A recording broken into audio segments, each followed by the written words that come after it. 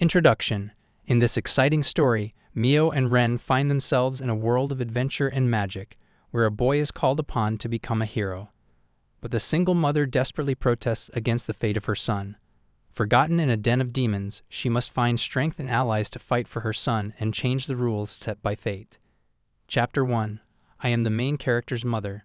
In the first chapter, Mio, a simple mother, discovers that her son Ren is becoming an unexpected protagonist in the magical world.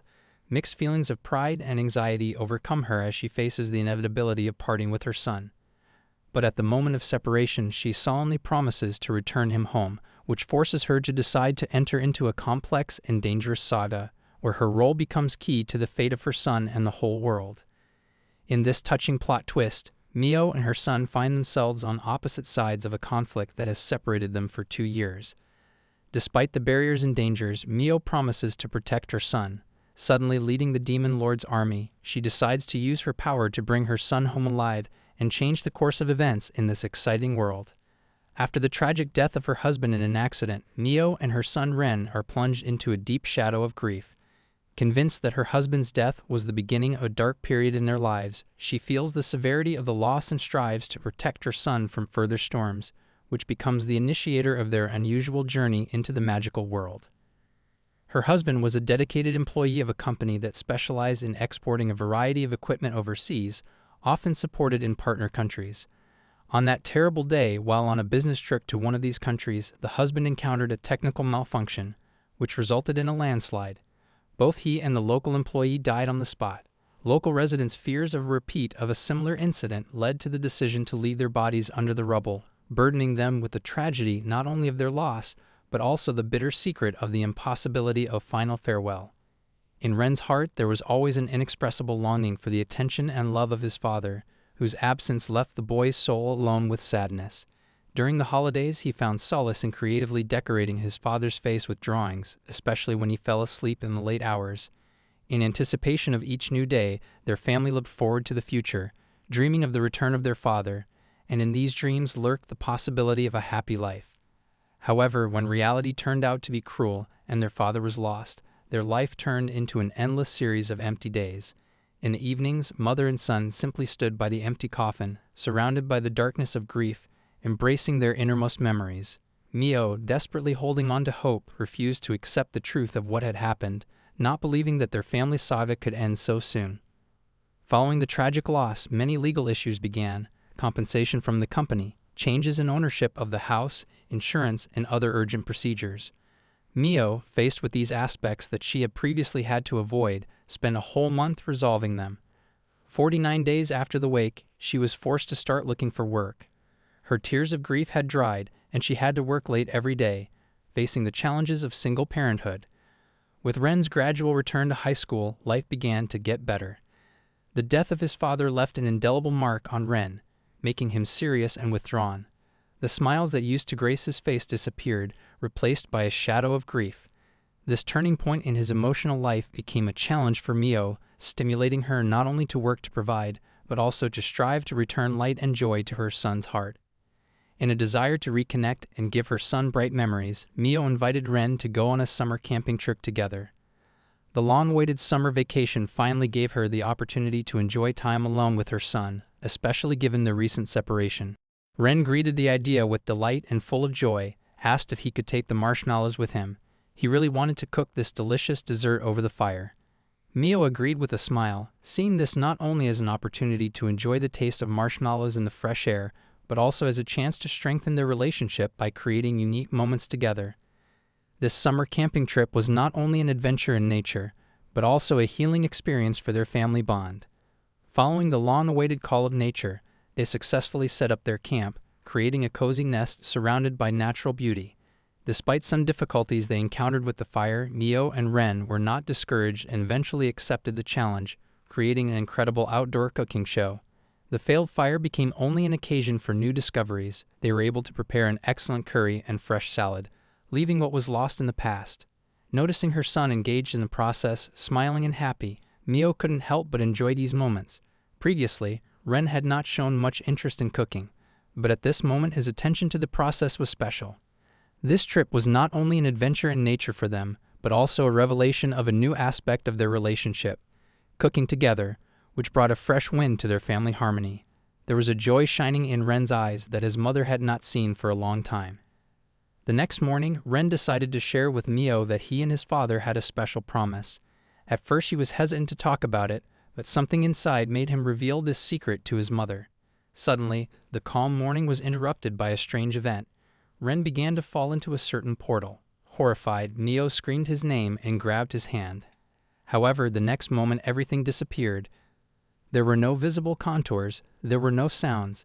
It was as if they were surrounded by emptiness, like in a deep reservoir where it is physically impossible to make a sound. Mio began to scream, but her voice died down, swallowed up in silence. She could not let go of Ren, because it was her only right, to prevent a loss which would mean not only the loss of her son, but also the loss of the entire meaning of life. At that moment, she realized that her own life and meaning of existence were inextricably linked with this boy. They both disappeared into this mysterious abyss, leaving only a bitter feeling of loss and hopelessness in Mio's soul. The situation became even stranger when they found themselves in an unknown place, and Ren began to feel unwell. Nearby, two men began arguing about what Mio and Ren were doing in this place. One of them, pointing to Ren, stated that he was allegedly invented by the crystal, has courage, and they managed to call them from another world. The second man warned that two people who had done this earlier had died. The first man admitted that he didn't quite understand what was going on and explained that the process that Ren initiated was different from the usual summoning of a spirit or magical beast. He then suggested that the power that Ren possessed was perhaps so great that the summoning mechanisms almost failed, which could lead to death. He also noted that they did not expect such resistance from the hero's soul, which could cause such a tragic outcome. This whole world was full of secrets, dangers, and mysteries in which Mio and Ren found themselves involved without warning. Mio, shocked by the sudden question about her identity, quickly introduced herself as Mio Ichimiya, emphasizing that Ren was her son. This statement caused confusion among those around her, since her youthful appearance made this idea unexpected and surprising. The sudden realization that the hero everyone was talking about was her own son, Ren, shocked Mio. Those around them explained that Ren has great power and is destined to save their world from a terrible monster. This unexpected information added even more mystery and excitement to their fates, making Mio realize that they were both an integral part of the epic saga unfolding in this unusual and mysterious world. Mio internally could not accept what was happening. Everything looked like a plot from an anime, an incredible turn of events incompatible with reality. The words that sounded around her seemed alien, as if she found herself in a parallel universe filled with fantastic events. The man's soft voice, despite its softness, carried sternness and rudeness. This dynamic further intensified the feeling of the unreality of everything that was happening. Mio, confused and full of doubts, could not understand what was happening and began to perceive everything around her as an incredible plot in which she, for some reason, turned out to be the main character. Worrying about Ren made her instantly slow down and doubt how far this mysterious story would go and how it would affect their everyday lives. The man assured Mio that he would provide them with rooms immediately. Arvin, the guy who turned out to be the commander of the Sacred Army, picked up Ren and headed into the room, explaining to Mio that they were in the capital of the kingdom of Adilas, right in the temple of the goddess Grotto. Leading Mio through the corridors of the temple, Arvin told her about the world in which they found themselves. He introduced himself as a knight of the Holy Army, emphasizing that their arrival here was connected with an important mission. The capital of Adilas turned out to be full of magic and secrets, and the temple of the goddess Grotto was the center of sacred events. Meeting these incredible events with bewilderment, Mio realized that they had become part of an amazing world, where destinies were intertwined with magic, and heroes and gods played their roles in an amazing plot that was just beginning to develop in front of them. Mio peered into this unknown world, thinking that she had never heard of the kingdom of Adilas before. At the same time, the strange guy continued to walk next to them, revealing the secrets of this world to her and Ren. He explained that the powers of the goddess were called upon to open gates to other universes, from which a select few were invited into this amazing reality. This world believes that the goddess blesses the heroes by revealing to them the great truth about her planet and instructing them how to care for it.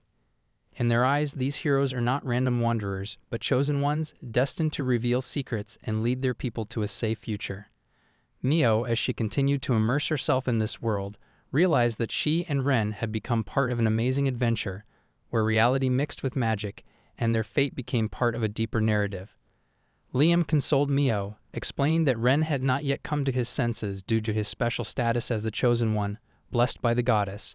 He assured her that in 2 to 3 days her son would return to normal life.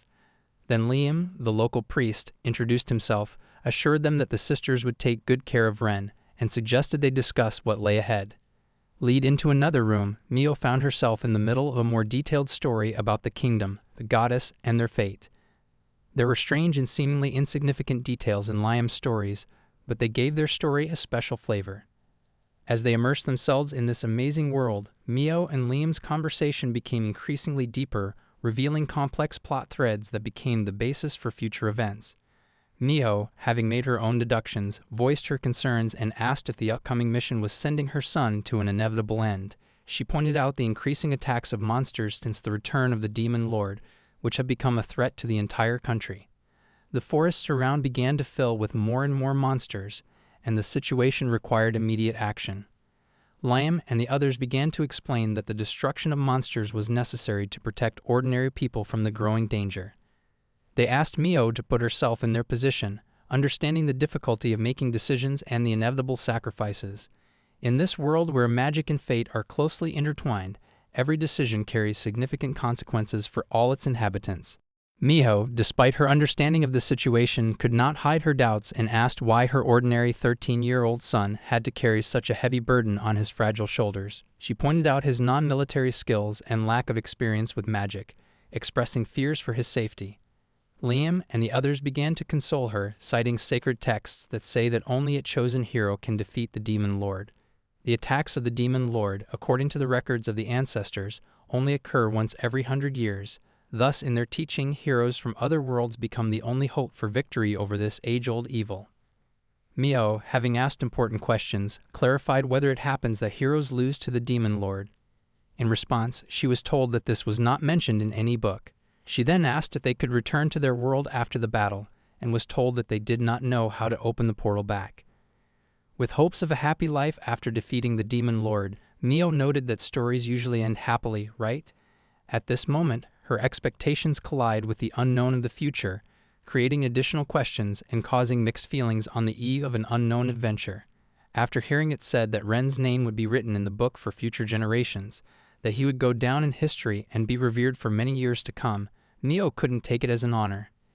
It seemed to her that this honor was unnecessary, and the idea that her son would become a hero in such a context caused her bewilderment and anxiety. Her thoughts struggled with the notion that such reverence and admiration could be the price to be paid during the arduous adventure Ren was involved in. Mio's heart filled with indignation, and she voiced her objections to those who summon people from another world, sending them to fight for a foreign country that they have no idea about. Her words were an account of the risks these people took in dying in battle, and she sharply asked what all this effort was ultimately about. Mio raised valid questions. Why don't strong men from their own world take responsibility? If they knew that a Demon Lord would be reborn every 100 years, why weren't measures taken in advance? She expressed the belief that Ren had a family, dreams, and desires, and that all of these heroes also strive for their own lives. In her voice, there was a frank protest against the deprivation of these people's right to life and freedom of choice. The priest spoke harsh words, referring to Mio as a pathetic creature without strength. He claimed that the portals open only for brave warrior heroes, and ordinary people cannot pass through them. He even claimed that he had almost decided to use Mio as a guide for Ren, claiming that the goddess had supposedly granted her some kind of power. However, in his opinion, he was wrong as he was unable to detect any power in Mio. The priest solemnly explained that the heroes' constant victories over the Demon Lord carry significance for the harmony of their world. To defeat an enemy even with the blessing of the goddess seems to be an extremely difficult task, and for an ordinary person, almost impossible. He emphasized that the heroes devote all their efforts and time to training, striving for victory. Mio, in turn, expressed her dissatisfaction, claiming that her child was kidnapped and destined for certain death. In response, the priest, rejecting the possibility of choice, struck his staff forcefully on the floor. Immediately after this, Mio was attacked by guards, adding physical threat to the tense situation and instilling a sense of helplessness. The priest warned Mio telling her to leave as her thoughts did not match their ideology and could disrupt their plans to restore harmony. He then announced that the first test for the hero was coming, and at the same time invited Mio to take part in it, arguing that even if their interests did not converge, and she did not share their ideology, her death from the clutches of monsters, according to him, would not hurt the hero fights the demon lord. Thus, the priest tries to use Mio in his plans, attributing some sacred meaning to it. The priest issued an order to take Mio away, and faced with her resistance, they began to use physical force to silence her. At this moment, despite the violence, it became clear how, in extremely difficult situations, people begin to deeply appreciate the small pleasures of everyday life and banal pleasures that are often invisible in ordinary conditions. Having found a suitable place, the guards threw Mio there, deciding to have fun before leaving because they believed that her death was inevitable. However, Commander Arvin suddenly came out and deftly knocked out both guards. He apologized to Mio for what happened and admitted that she was right, that their selfish actions had gotten her and his son into a war that seemingly didn't affect their world. However, Arvin argued that their world truly needed heroes despite the difficulties, and that they might be able to bring change. Arvin, with sincerity in his eyes, admitted that their actions seemed selfish compared to what Mio and her son were going through.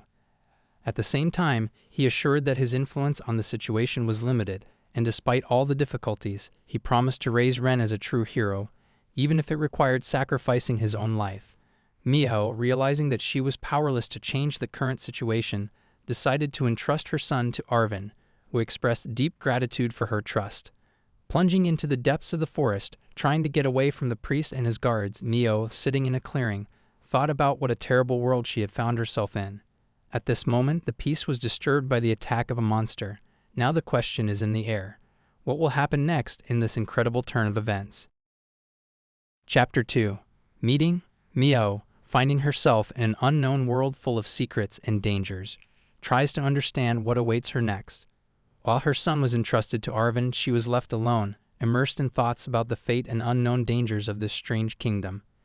In a clearing in the forest where she is searching for answers, her peaceful reflection is disrupted by a sudden attack by a monster. Confronting this dark creature leads to new questions and excitement about the future. In this chapter, Mio will meet new allies and encounter the mysterious inhabitants of this world, discovering unexpected twists of fate. The lizard looked at Mio with large green eyes, radiating childlike excitement and curiosity. He was like a lizard man with green scales and sharp fangs, but at the same time his expression was full of naivety.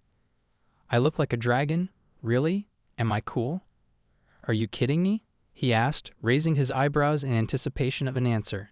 Mio, a little scared but sensing that he was friendly, replied, True, you look really cool." She smiled, examining his unusual appearance despite the unexpected encounter in this mystical world. Mio, with a wound on her leg and exhausted strength, stood in front of the lizard with green eyes. He, expressing curiosity and concern, asked, "You're a human, why don't you run away like the others?" Mio, looking at him, replied that she was extremely tired and did not have the strength to escape. The wound on her leg made her attempts to escape pointless. In addition, hunger complemented her exhausted state. Coming closer, the lizard pulled out a strange ball from his bag and asked if she would be there.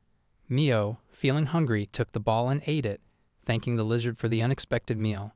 The moment the taste filled her mouth, she felt energy returning to her exhausted body. With great gratitude, she told the lizard that his kindness literally saved her from the impending threat of death. Mio, looking at the unusual creature in front of her, thought about how amazing this green lizard turned out to be. His menacing and terrible appearance was softened by his kind gaze.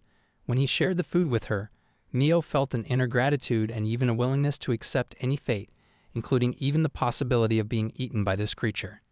However, to her surprise, the lizard offered to take her with him. Sharply lifting her onto his shoulder, he headed somewhere deep into the forest. Mio, being on his shoulder, dared to ask why they needed to leave so urgently. The lizard explained that the smell of blood can attract predators, and they should stay at a safe distance. At that moment, Mio felt mixed feelings of surprise and gratitude towards her unusual savior. The lizard easily and effectively dealt with the attacking monsters, demonstrating his outstanding strength. Mio's gaze was full of respect as she expressed her admiration for his fighting skills. He responded with a smile, as if it was a matter of course for him. They then headed into the house, and the lizard proudly introduced Mio as the person he found in the forest. The door swung open, and inside the lizard called to someone, declaring, "Uncle, I'm home." He announced that he had found a man in the forest and asked permission to keep her in his house. Mio was inwardly in awe as she stood in front of her lizard uncle, whose appearance seemed majestic and attractive. However, his decision was not what she expected. The uncle refused to leave the man in his house and suggested that the lizard return Mio to where he took her from. The lizard stubbornly insisted, pointing out her wounds and hunger, promising to watch and help. Finally, her uncle, after weighing her fate, allowed Mio to stay, but only on the condition that she showed strength and survival, which was consistent with the harsh conditions of the forest. Faced with the challenge, Mio stubbornly decided to stay, because an unusual world full of secrets and dangers opened up before her. After the introduction, Shiva, Gilan's uncle, and Mio sat down in the house. Mio began to tell them about how she came to this forest and the difficulties she had to face. They listened to her attentively, sharing their experiences of surviving in the forest and telling her how things were in this world. Shiva shared some knowledge about the various creatures in the forest and how to avoid danger. Galan described his fighting skills and the strength he uses in battles. Mio learned about local customs and what secrets this mysterious world hides. Gradually, a conversation began between them about goals and adventures, about how they could help each other in this unpredictable world. Mio began to feel that perhaps this meeting with Uncle Shiva and Galan would not only be an escape from danger, but also the beginning of a new chapter in her life. Listening attentively to Mio, Shiva spoke in his own words about the history of Galan. He told how, as a child, he found a baby who had encountered wild animals and, deciding to save him, used healing magic. However, unexpected side effects changed the color and size of Galan. Listening to the story, Mio saw some shadow of regret and responsibility in Shiva's eyes. He probably realized that the actions that led to the emergence of Galan forever changed him and the world around him. Thus, in their small group there developed not only mutual understanding, but also the awareness that each of them bears his share of the burden in this strange and dangerous world. At that moment, under the light of dim stars, Shiva revealed the story floating in the air like a magical haze that Galan was now 13 years old. Mio, shocked by the sudden discovery, realized that Galan and her son Ren were peers in this unknown world. They, like two stars, lit up the dark space, and each new discovery was fraught with a mystery. Galan, young and caring, offered Mio comfort and safety by building her a bed. But in this magical moment, when the interaction of light and shadow created its magic, Mio was busy not only with her future, but also with loss. Her heart was pierced by the loss of a hairpin, a secret gift from Ren, who was now in other worlds, but still connected with her through invisible threads of memories. Mio felt sad, thinking that her son Ren might think she was gone. She hoped that she would find a way to convey to him that she was alive and safe in this mysterious world. In the forest, under the ancient trees, she prayed that some mysterious force would bring her warmth and love to Ren's heart. Ren clutched the news of his mother's death in his hands, his heart breaking with pain. His tears reflected unanswered questions about why he could not protect his closest and dearest mother. The priest who gave him the news seemed cold and unfeeling. "Why didn't you save my mother?" Ren asked, looking for answers in the priest's eyes that were not there. "Why are we the only two surviving?" Arvin, seeing Ren's pain, tried to support him in this difficult moment, but questions and doubts flickered in his eyes. The destinies of Ren and Arvin were intertwined in a complex web of mysteries and dangers that the kingdom hid. Arvin looked up at the sky, as if searching for answers to the questions that tormented Ren. "You are chosen, Ren. Your strength, your will is what sets you apart from others. Your mother believed in you, and now the burden of saving our world lies on your shoulders." Ren, clutching the hairpin, felt a strange combination of bitterness and determination. He was just a boy, but now he had to take the path of heroism. Arvin, as if reading his thoughts, added, "Your mother spoke of you as a bright ray in a dark world. Go, Ren, and give this world your light." Arvin's words sounded like a sentence and a call at the same time. Ren, holding the hairpin in his hands, felt that he had a path full of difficulties and dangers ahead, but now the fire of determination burned in his heart, a fire that was inherited from his unbending mother. Under the arches of the sacred temple, where the shadow of the recent tragedy remained, Ren looked again at the hairpin in his hands. This is the only connecting bridge between the past and the future, between the world that he had lost and the one that now lay before him with open arms. Arvin stood quietly nearby, like a guardian of fate, ready to guide Ren through the formidable trials that lay ahead. The hero's saga began to unfold, and Ren felt an inexhaustible force of determination awakening in his inner world. The doors of his future opened again, filled with secrets, powers, and magic, where every step could become an important link in the chain of his destiny. Under the smooth flickering of candles lost in the shadows of corners, Mio felt time slow down. The walls, as if soaked in mystery, radiated unknown energy. The sofa, made of dark wood, seemed to attract her, inviting her to explore the inner world of this mysterious refuge. Chapter 3. No longer food in reserve, Shiva, the lord of herbs and potions, was absorbed in his ancient ritual, bending over the mysterious ingredients.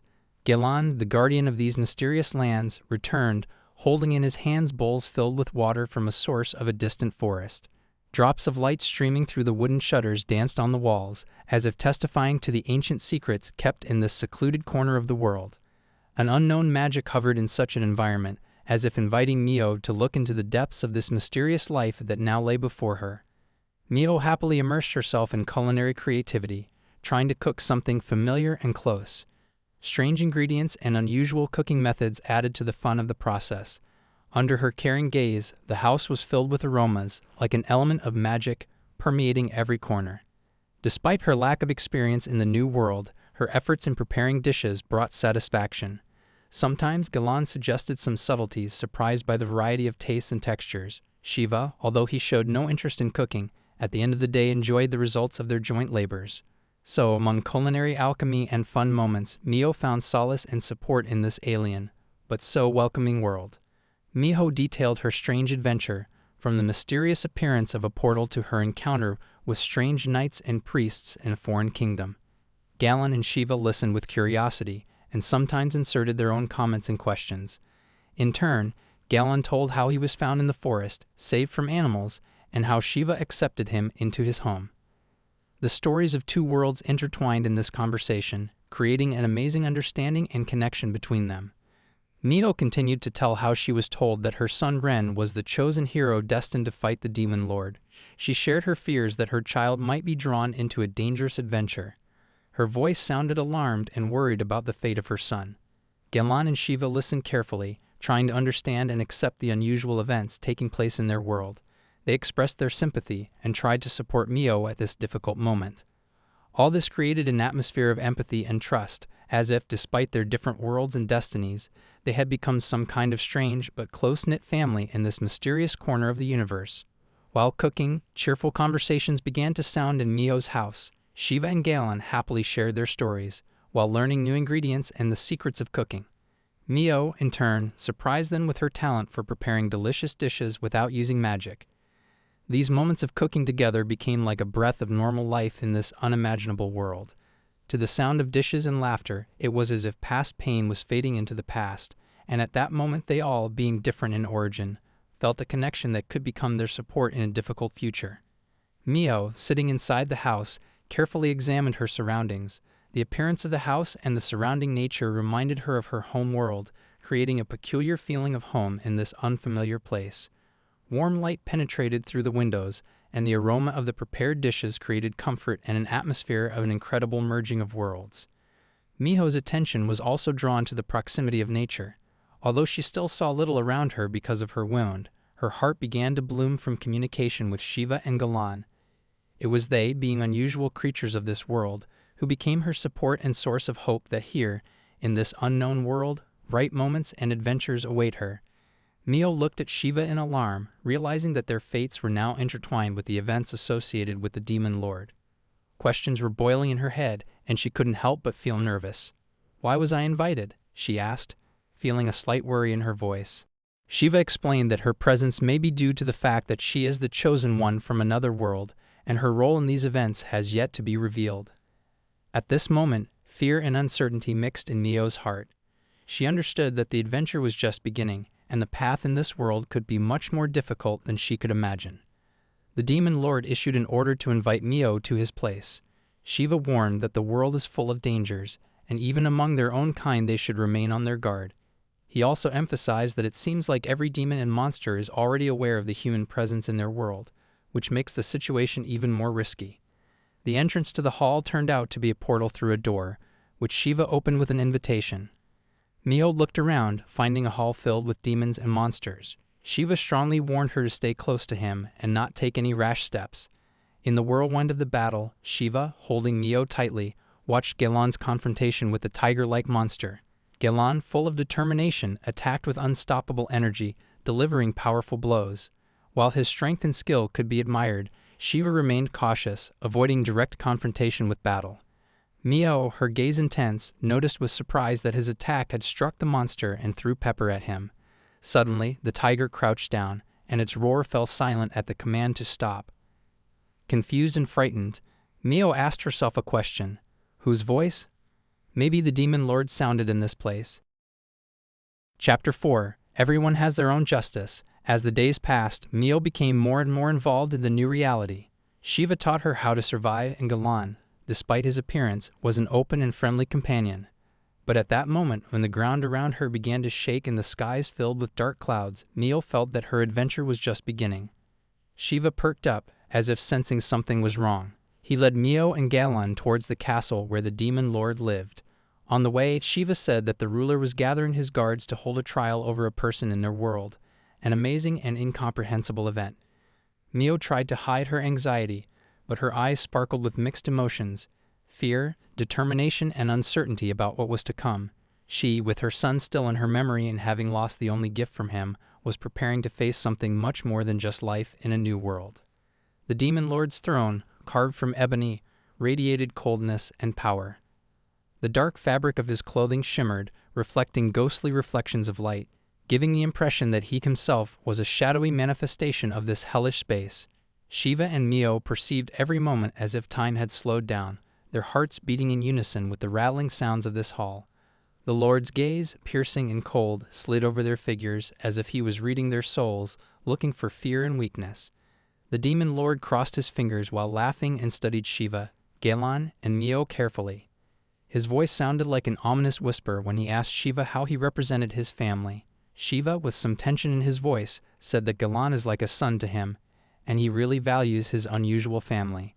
The demon lord looked curiously at Mio, who was wounded and still dazed by the events. The question in his eyes was mysterious, as if he was seeing something more than just a person from another world. The demon lord, grinning, inquired about the strength of Shiva's affection for Mio. However, Shiva suddenly reacted, declaring that Mio was just food in reserve. This caused some surprise to the demon lord, who noted that she was probably the one throwing the spice jars. In response, the demon lord, surprised by her resourcefulness, smiled and expressed his appreciation for her ingenuity. The demon lord grinned, playing word games with Belgo, and told him to admit that he was never able to enjoy the taste of the girl. Belgo, with slight irony, replied that his goal was just to annoy Shiva. In this conversation between the demons, there was a play of interests and misunderstanding regarding the real nature and power of Mio, which so far remained unknown to them. Mio was left amazed as she looked at the overlord, who, despite his demonic status, had acquired a human form with horns. This revelation only emphasized the mystery and unpredictability of this world. Her eyes reflected surprise at the unexpected and fearsome appearance of the demon lord. The demon listened carefully to Mio's story about her adventures and strange arrival in this forest world. There was something deep in his gaze. Perhaps he caught not only the words, but also the moment when she, thinking, realized that her story could entail unexpected consequences for Shiva. I wonder what will happen next. The demon lord looks closely at Shiva, feeling the tension in the air, as if the darkness hides sinister plans. The eyes of the ruler, like shadow claws, penetrate the soul of Shiva, and at that moment he feels how his secrets become open books before the ancient entity. Everything around freezes for a moment, as if eternity lifts the veil over the danger hidden inside Shiva, where light and darkness dance their eternal dance. The demon lord envelops Shiva with his questions, like a shadow walking through the secrets of his soul. The ruler's eyes sparkle like a master solving riddles, and every word of Shiva becomes a drop in a seething cauldron of intrigue. A series of questions, like invisible threads, weaves a complex web around the demon, squeezing out the smallest details of Mio's story. Unknown motives found in the shadows make this dialogue tense and mysterious, as if part of a grand plan that is just beginning to unfold. The conversation between Shiva and the Lord of Demons reflects tragic notes.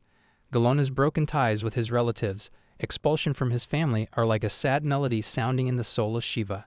Galan, rejected by his people, found care and love with Shiva, but now witnessed his first disobedience. Dark swirls of mystery slowly unravel the winds of the past, creating a complex pattern of relationships in which each character is like a pawn in a game where the price of error is exile and loneliness. An unexpected harmony is revealed in the world of Shiva, Galan, and Mio. The art of acceptance and love overcomes fears and prejudices. Mio, looking into Galan's eyes, sees not a monster but a soul which she adores as if she were her own child. This unusual connection becomes a beautiful embodiment of how love and understanding can transform even the most unusual unions. The Overlord, surprised by Mio's lack of fear of Galan, asked the reason for this unusual combination.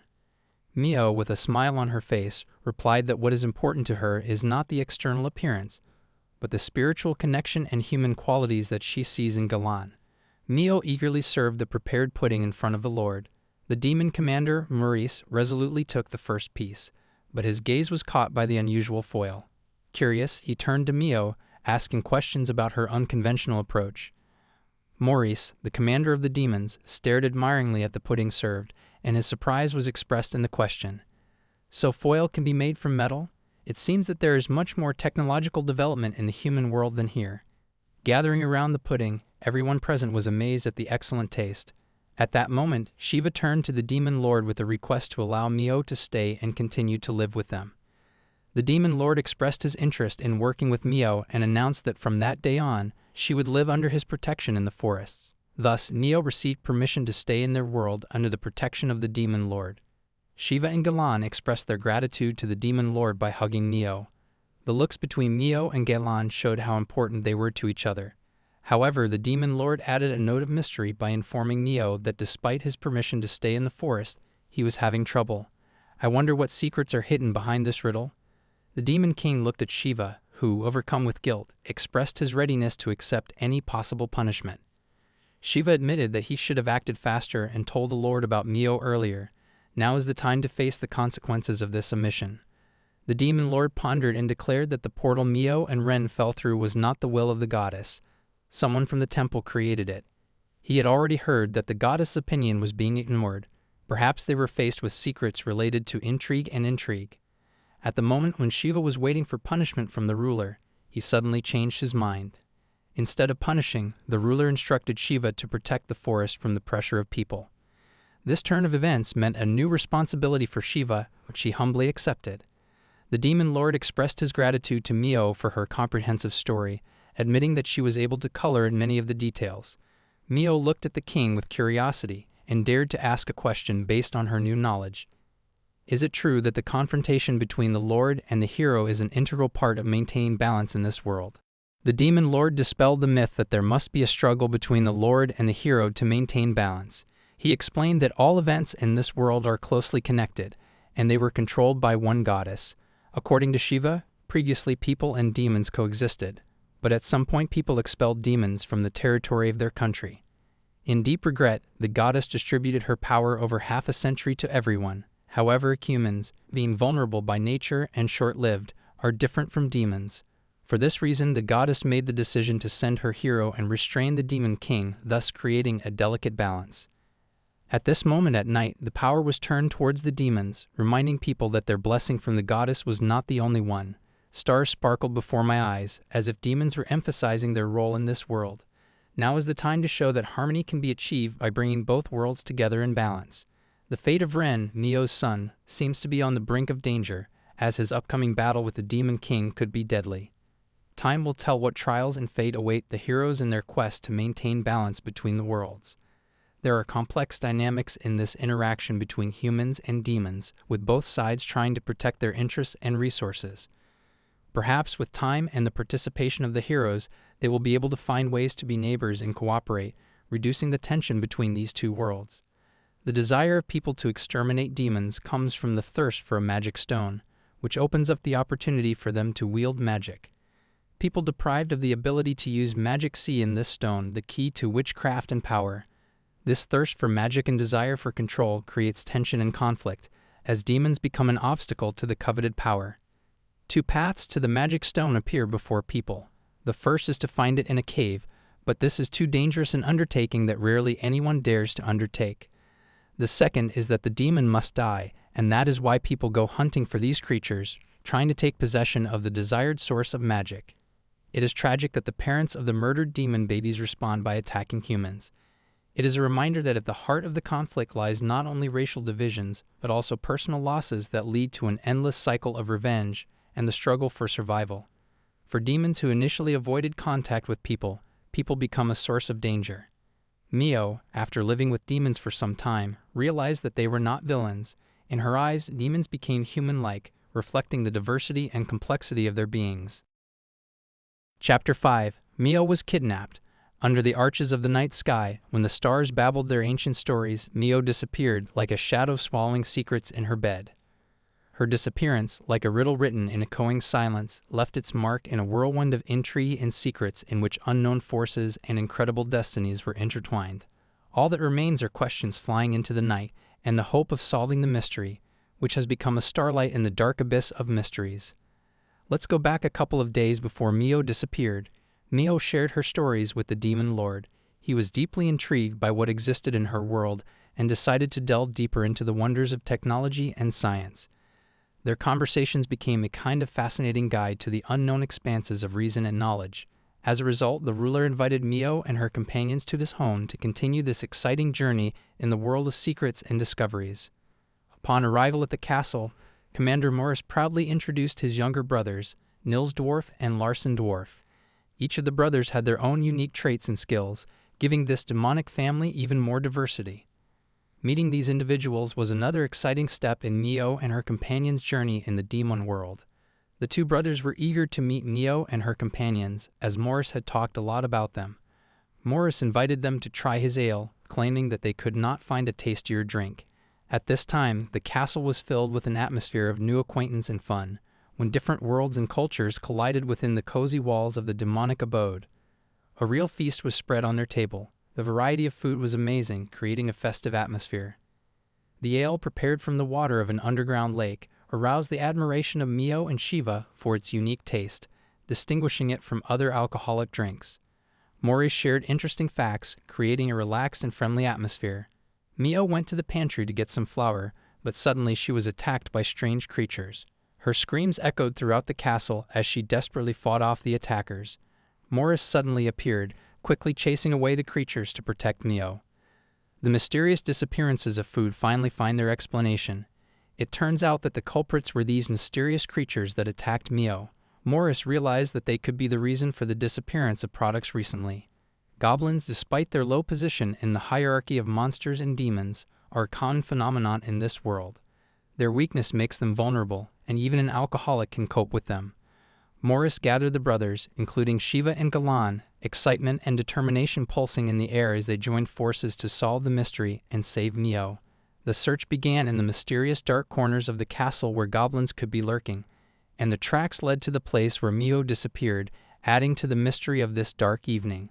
Shiva, full of determination, obtains information from the captured goblin, who reveals that he was forced to kidnap Mio. His eyes flicker with determination to find out the identity of those behind this intriguing kidnapping. He plunges into conversation with the goblin, eager to solve this mystery and return Mio unharmed.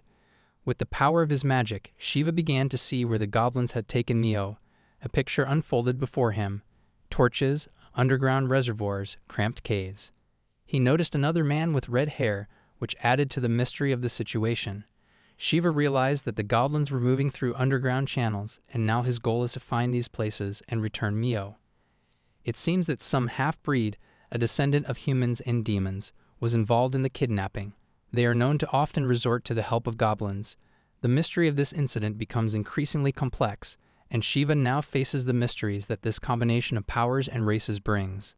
Mio, exhausted and ragged, found herself in a dungeon, where she was met by a red-haired guy.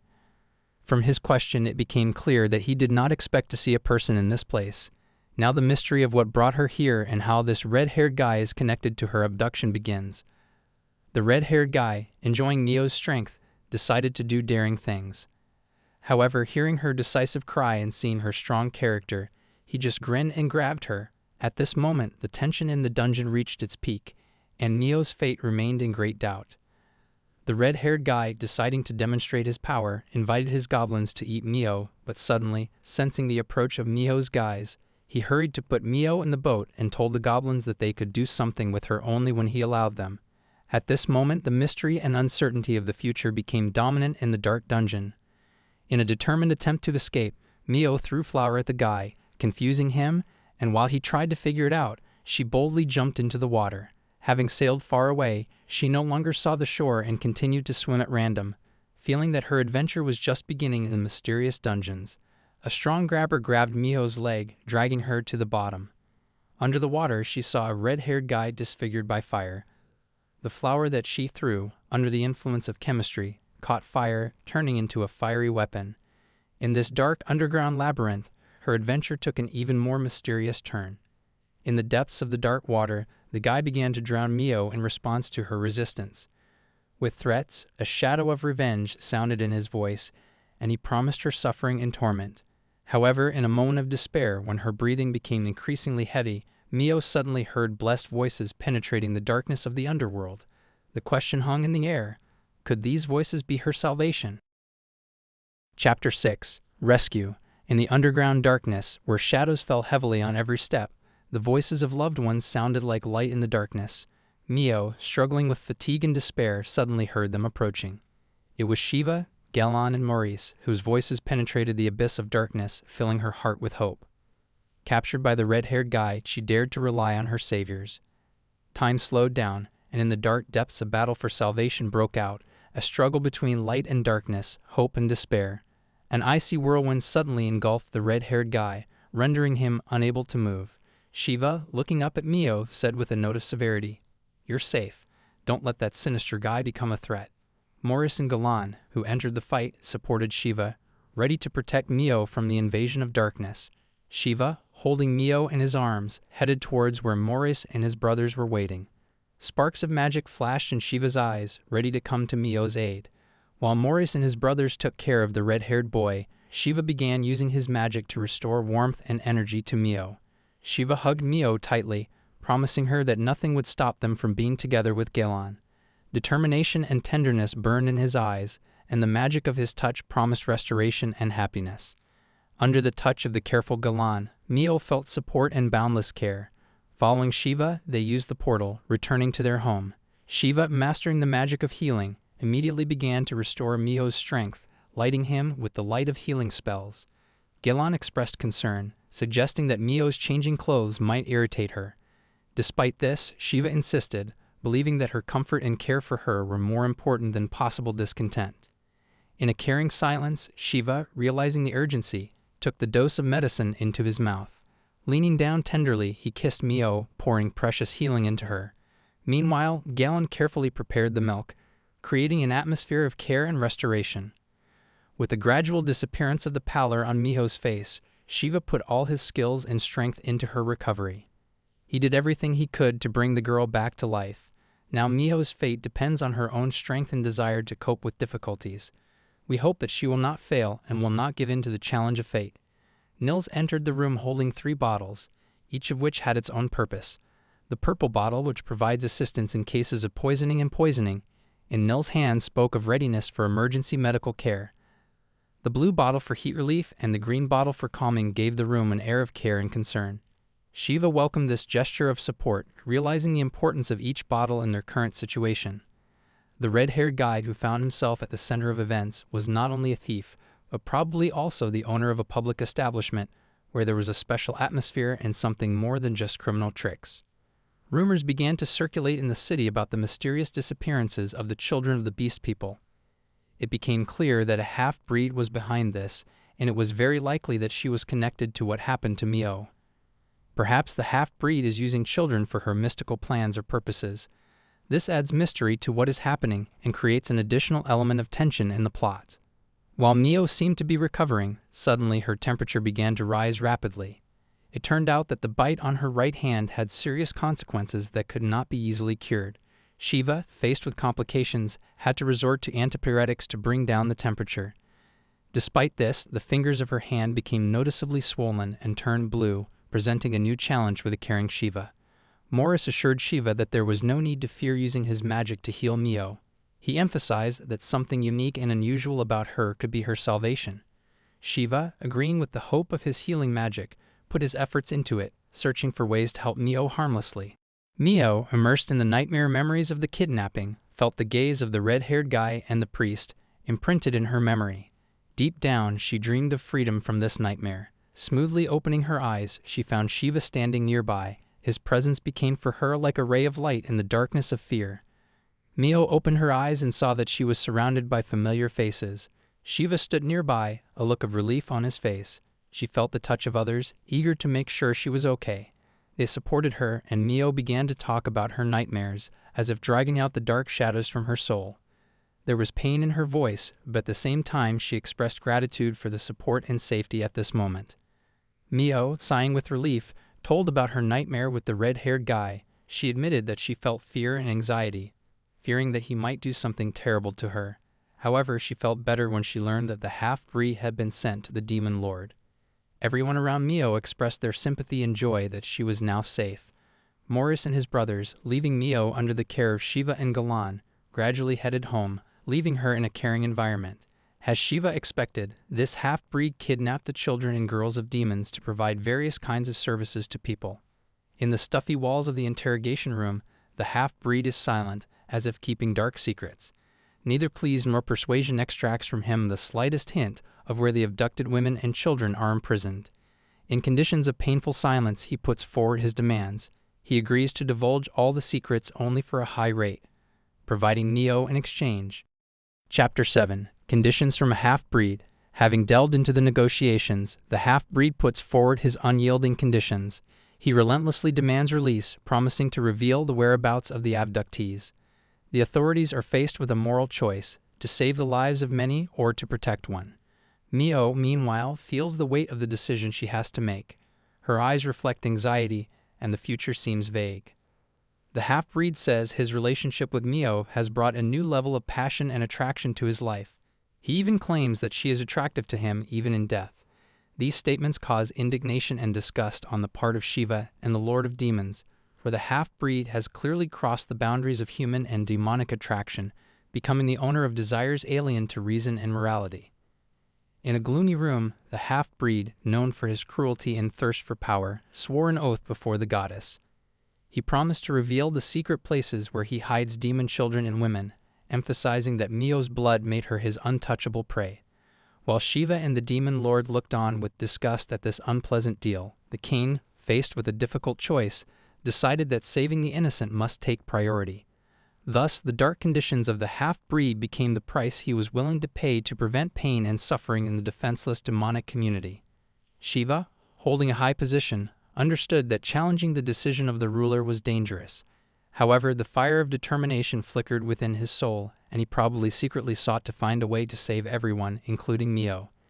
In an attempt to avoid further trouble for Shiva's family, Mio decides to run away, but is stopped at that moment by Galan.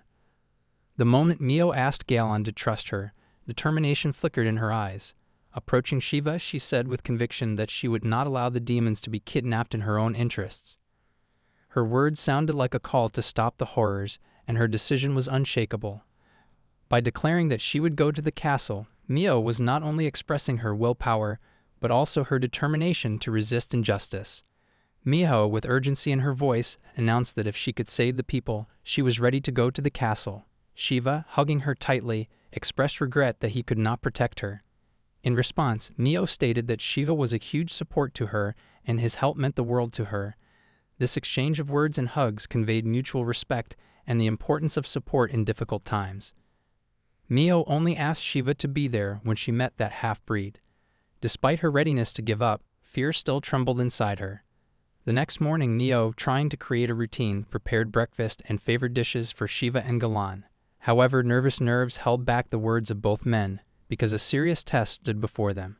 At that moment, the air was filled with tension, anticipation, and determination, as if anticipating an unknown future. Mio stood in front of the king, her eyes radiating unbending determination like stars in a dark sky. The king's suddenly surprised gaze could not hide his amazement at the girl's courage. Mio said that she was ready to make any sacrifice in her fight to save the innocent.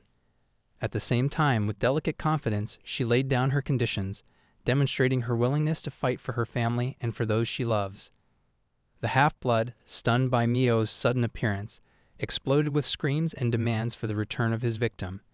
His passion and rage rent the air, but the Demon King stood unshakable, inspiring power and determination with his figure. Mio, despite her inner trepidation, spoke out boldly, putting forward her conditions. In response to the cries of the half-breed, the king, in an icy tone, recalled that there were conditions, the observance of which had become inextricably linked with the fate of children and women. The castle was filled with tension, as if every moment was awaiting a decision that would change the fate of many. Mio boldly declared that she was just food in reserve for Shiva and could not become prey for the half-breed. In response to the upcoming threat, Gilan expressed his willingness to protect Mio, stating that before she is taken away, he will fight the one who wishes to take her. Thus, a tense situation was created, where Mio's fate became a kind of stake in an unusual battle. The half-blood eventually agreed to their terms, and Mio was given freedom for the upcoming fight.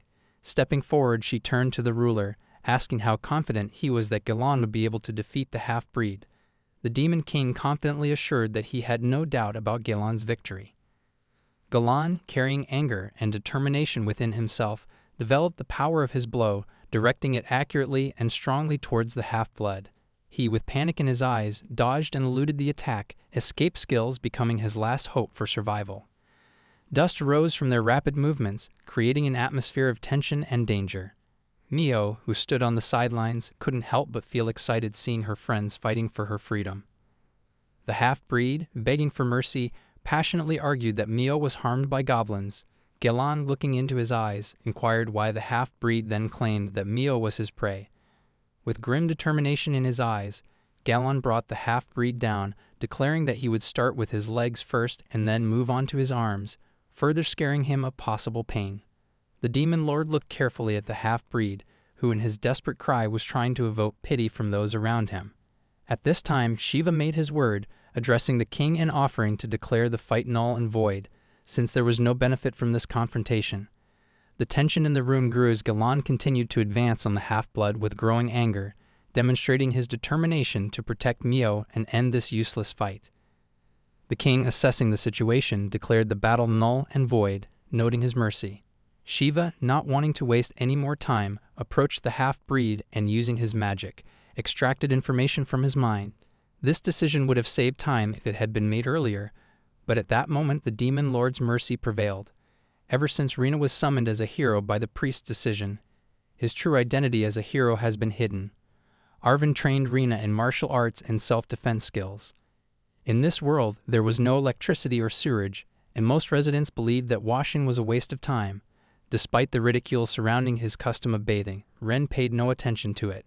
Ren felt that in this country magic permeates all life, and people use magic stones to wield its power. However, it remained a mystery to him where these stones were found. In this corner of the world there were no schools, and most of the inhabitants were engaged in agricultural labor or were occupied with household responsibilities. Culture and customs were also present, and Ren had to learn and understand this important aspect of life on his own.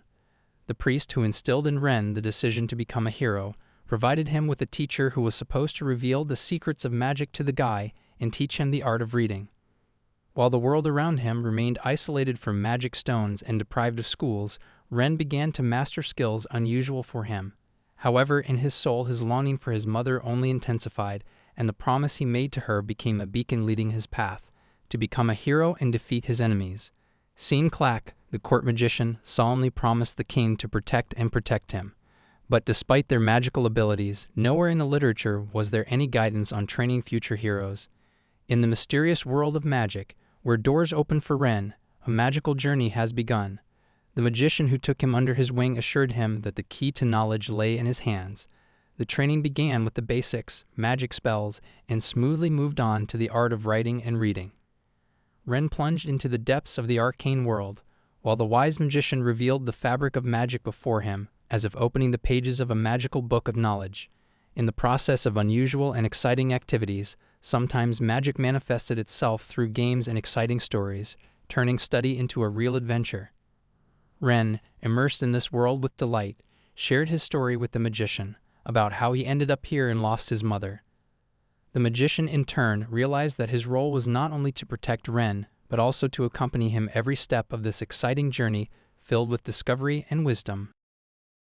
Chapter 8. The rescue operation begins. Ren faces new challenges when an operation to rescue children and women begins.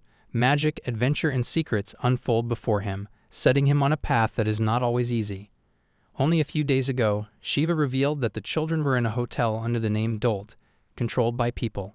Here, captured monster children are treated as commodities. The red-haired boy was given orders by his master, whose specialty was thought waves. He had the ability to control bodies that were weaker than his. The connection between him and the merchant was clear. The merchant turned out to be his older half-brother, and both half-breeds had been raised in an inn where they were treated as merchandise. But despite the difficult circumstances, the half-breed's act remained unforgivable. Solving the situation by rescuing the monsters might seem too naive, considering that the inn was officially intended for adventurers. Mio came up with her own plan: go to the hotel alone and thoroughly scout the situation. She was willing to take on the role of intelligence officer to rescue the kidnapped children and uncover the dastardly plans of those involved in this brutal trading business. Infiltrating the inn, Mio introduced herself as a candy vendor, using cookies as a treat to enter.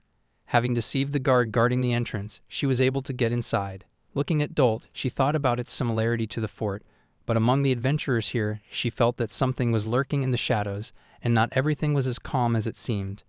Mio, after meeting with the cookies, inquired about the possibility of meeting with the owner, having learned that he rarely appears at the hotel and avoids public places.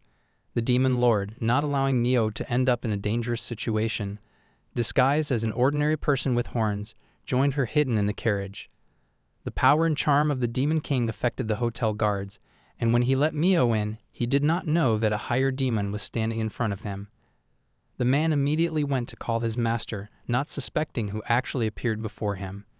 Dolt Kimo, the hotel owner, expressed opposition to his personal appearance, preferring to remain in the shadows. However, before being informed of Mio and the Demon Lord's suspicions, his decision changed. Not wanting to take risks, he decided to personally show them to their rooms, realizing that they were facing unusual guests who could influence what was happening in the hotel. Having greeted Mio and the king with exquisite politeness, Mr. Dolt offered them a specially prepared room.